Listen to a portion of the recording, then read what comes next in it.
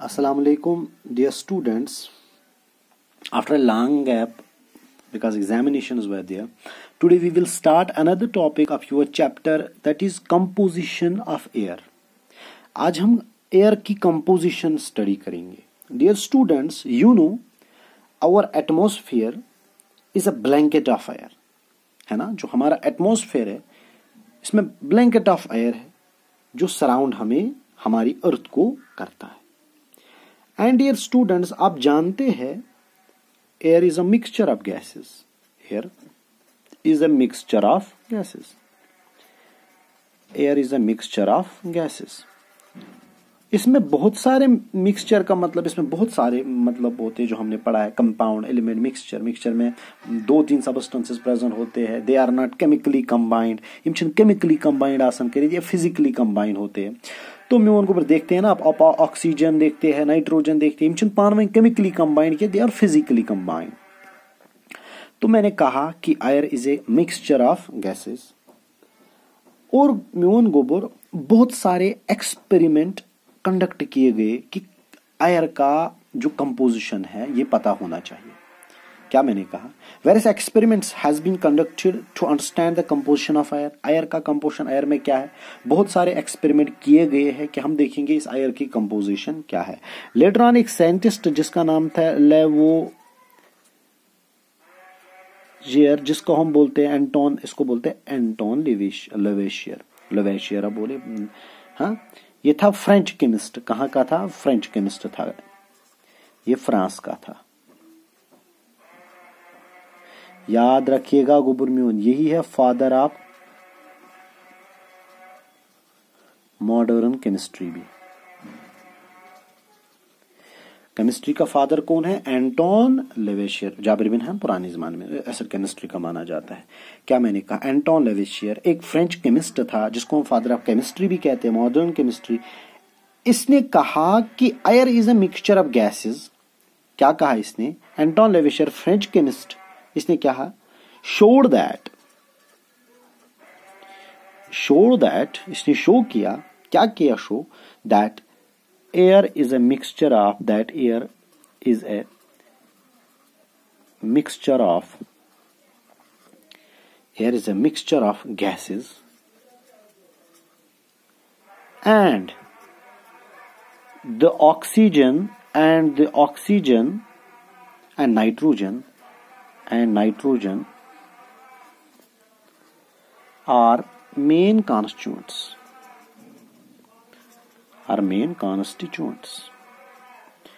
और जिगरम्योन, आप सारे जानते हैं कि हमारे एटमॉस्फेयर, हमारे एयर में नाइट्रोजन ज्यादा है. ये क्या वली काकन ओसा वोनमुत, ये उस कंसे वोनमुत. ये किसने कहा था? एंटोन लेवेशियर ने, जिसको फ्रेंच केमिस्ट था, जो है फादर ऑफ मॉडर्न केमिस्ट्री. बहुत सारे एक्सपेरिमेंट किए गए थे कंपोजिशन ऑफ एयर के लिए. तो फिर एंटोन लेवेशियर ने कहा कि air is a mixture of gases. Air mixture of gases है. एंड फिर इसने क्या कहा, ऑक्सीजन और नाइट्रोजन मेन कॉन्स्टिट्यूएंट्स है इसके. मतलब जो एयर है इसमें मैक्सिमम जो है एयर और क्या है म्यून गोबर, नाइट्रोजन एंड ऑक्सीजन. जिगर में समझे क्या क्या है. एयर मेनली कंसिस्ट करता है, mainly consist of air, mainly consist of nitrogen. Nitrogen कितना में वन गोबर? 78%. कितना? 78%. ऑक्सीजन में वन गोबर 21%. कार्बन डाइऑक्साइड ये आपकी बुक्स में लिखा गया है 0.03%, लेकिन जो लेटर एस्टिमेट है ना आज, वो 0.04 है म्यून गोबर. आपकी बुक्स में 0.03, आप यही याद रखिएगा. बट मतलब ये वेरी भी करता है ना म्यून गोबर, ये प्लेस टू प्लेस वेरी करता है. मैं आगे आपको बताऊंगा. लेकिन आज नेट भी, अगर गूगल भी सर्च करोगे, वहां पे आप 0.04 देखोगे. बिकॉज हमारा टेम्परेचर, जिसको हम ग्लोबल वार्मिंग कहते हैं, ये इसकी वजह से ही है, इंक्रीज कार्बन डाइऑक्साइड कंसंट्रेशन की वजह से. और म्यून गोबर आर्गन जो है यह है 0.93%.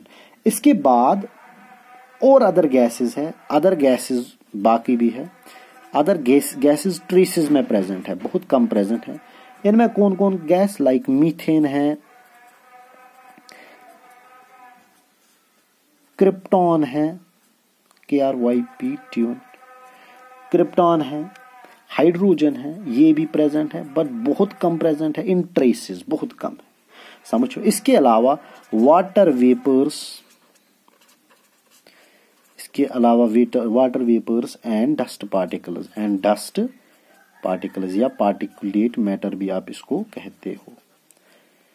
मैंने जिगरो, अब अगर आपको कोई बोलेगा कि जो एयर है मेनली ये क्या क्या कंसिस्ट करता है, एक है नाइट्रोजन कितने परसेंट, 78, ऑक्सीजन 21%, कार्बन डाइऑक्साइड 0.03 आपकी बुक्स में, मगर अगर नेट कंसल्ट करोगे 0.04, क्यों? बिकॉज आजकल कार्बन डाइऑक्साइड की इंक्रीज हो रही है, ओवरऑल जब बोल रहे हैं हम 0.04, ये जरूरी नहीं है किसी जगह 3% भी कार्बन डाइऑक्साइड होगा, बिकॉज ये वेरी करते एक जगह से दूसरी जगह, वो मैं कहूंगा। और अर्गान 0.93% है। अदर गैसेस ट्रेसेस में है प्रेजेंट, बहुत कम। मीथेन है, क्रिप्टॉन है, मीथेन की जो फॉर्मूला है वो है CH4, ये मार्शी लैंड से निकलता है। कहां से? मार्शी लैंड्स गई थी वहां, ये पर तलक्रीड आप फटन ज्यादा है ना, स्वैम्प्स में, और म्यून गोबर वेटलैंड जिनको कहते हैं, मार्शलैंड वेटलैंड्स, ये साउथ अफ्रीका ऑस्ट्रेलिया में ज्यादा प्रेजेंट है। वाटर वेपर और डस्ट लाट्स है ना, डस्ट वेपर, वाटर वेपर, ये सारे जो है ये कॉन्स्टिट्यूएंट्स है किसके? म्यून गोबर, किसके? आशाबाश एयर के। मगर अब आपको याद रखना है म्यून गोबर, एक इंपॉर्टेंट पॉइंट आपको याद रखना है, composition of air, important point, composition of air varies from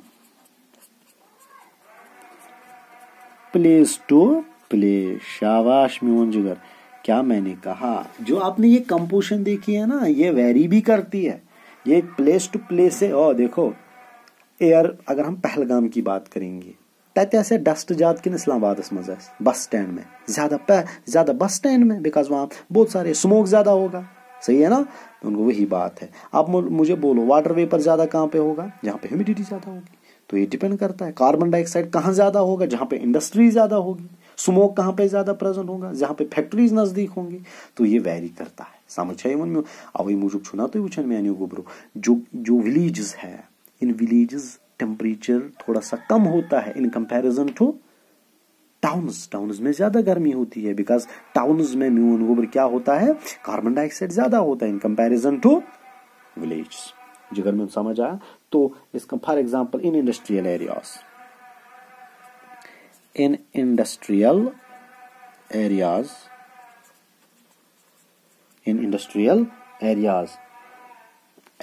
air has high levels of CO2, वहां पे कार्बन डाइऑक्साइड ज्यादा होगा, तो म्यून गोबर और स्मोक भी ज्यादा होगा, तो जिसकी वजह से, क्यों? बिकॉज इंडस्ट्री ज्यादा, गामस में ऐसे क्यों था, जहां पे इंडस्ट्रीज नहीं होंगी वहां पे ज्यादा मत कार्बन डाइऑक्साइड होगा, क्यों? बिकॉज वो रिलीज करते हैं, समझ आई म्यून गोबर। आशाबाश। हाँ, अगर हम air near construction, air near construction CONSTRUC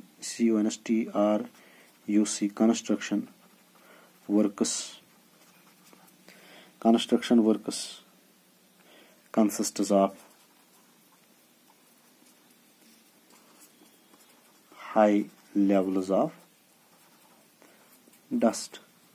और जिगर में अभी कोई कॉम्प्लेक्स बन रहा है, ब्रिज बन रहा है, वहां पे डस्ट बहुत निकलता है ना, काम कुछ कंस्ट्रक्शन वर्कर्स, पुल बन रहा है, हॉस्पिटल बन रहा है, रोड्स बन रहे हैं, तो डस्ट बहुत ज्यादा उठता है, वहां पे ज्यादा डस्ट होगा एयर में इन कंपैरिजन टू क्लीन जगह जहां पे साफ शफाफ होगा।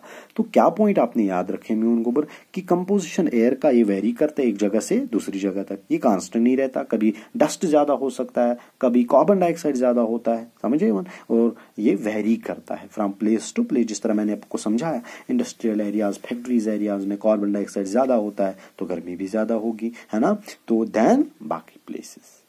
तो this was all about the composition of air.